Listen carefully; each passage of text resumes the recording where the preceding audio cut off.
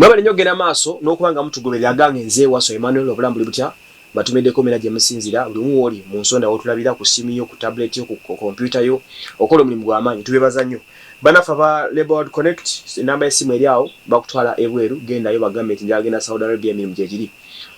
connecting nabo ku 0701 999 100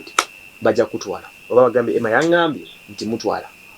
basinikira WhatsApp note nebisigadde Labor challenge kyagenda maaso bajja ku miliyoni y'ensimbi munange I was so happy yesterday and I was so excited kuchantuseeko obanya obuntu obutintini buno bwe butukeeping nga tutambula n'omanya nti mu nsi you can make a difference you know tetwetaaga bingi nnyo but that small recognition omuntu gyakuwa ekupushinga ng'ogenda mu maaso oyinza obutayagala bingi millions of money what oba obyetaaga of course wali tukolerera but waliwo ebitonotono ebyo bitukuumira ku kkubo n'omanya nti wooli first and foremost njja kwebaza Uncle Josephat Seguya mukulu waffe oyo mbyamawulire what he did man it was so great waliwo ebintu ebimu ng'omuntu bw'akwogerako oba nakupostinga ku page ye nga kimakinga sense era nga kikyusa obulamu bwo mu byaddala Uncle Seguya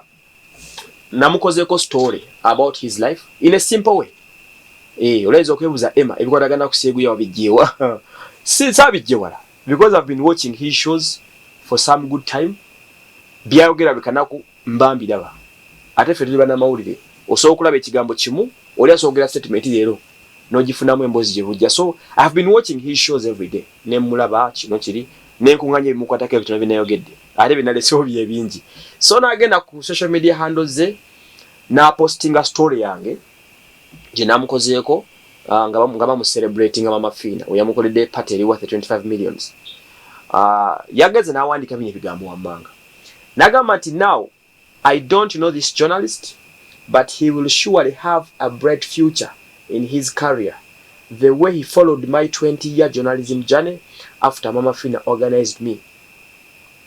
a party as though he was there thanks man era bwe yagenze wansi mu comment section yayi when I commented yagambye kyanvuuko ono simumanyi naye mwewunyiza engeri gy'annyonnyodde ebinkwatako 20 years because omanyi ogobera abantu betu abantu balinamu obwamawulire you follow what you want nze mbeera ku TV so kubulebe kyabadde ku TV zola TV dakikaga ne kunyumiza ole kijibaddeko okitegera because when I'm watching ndaba nina kyennondamu siraba bulabifuwa era nsoga nti ku Monday gundi yayogera kino ku TV ku Tuesday ono nayogera bwati okitegera so I thank you so much for that simple recognition you gave me nansuubiza nangamba Emma whenever you want assistance oba you know obuyambi wetagisa byamawulire ntuukirira nja kugaidinga so obuntu obutintini obwo butukuumira ku luguudo nasanyuse because you know kati if Mami Seguya kituufu tamanyi naye namusinkanako nga nze namusinkanako lumu mu parking avuga emmotoka gye bayita Crown nali sinabanya okujja mu byamawulire nnyo ne musisinkana ngali mmotoka yawo nabyakola ne mugamba oliota ssebo nti gyendi ne muwe 10,500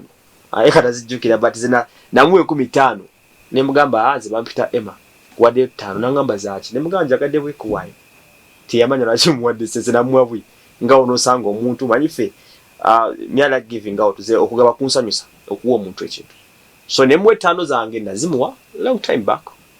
nga tuyingira bwingize byamawulire but nazimuwa because ansanyusa ate kize nayinamu by then nengamba waika then kyagamba nti so I just gave him because the love I had for him ebirungi byabakoze mu industry taba mtu gabako oyinawo kowaayo kitegedde so nazimuwa bwi me I know him very well that is it nenga I thank him so much for the appraise and the upload man omuntu okupostinga ku page mana sija bulijjo nadala basini yanga abo mwana bwavao na ku respecting mwana na kusima anansubiza nangamba Emma you know bwobanga ofunye obuzibu ntukiriranga that's nice wow ne yanzanyo se omukama wange nasanyuse for that I didn't believe it nakoze story yange kusima munange kale akoze ne bande banji bakigobero badora namala obasfura kusakozi ba Nicholas Muhanuzi ba Mary Nambwayi n'abala bangi abasobodde okubeera waawo ababiulize ekintu ky'okumakya kino kitambula ekya Bukedde TV1 kale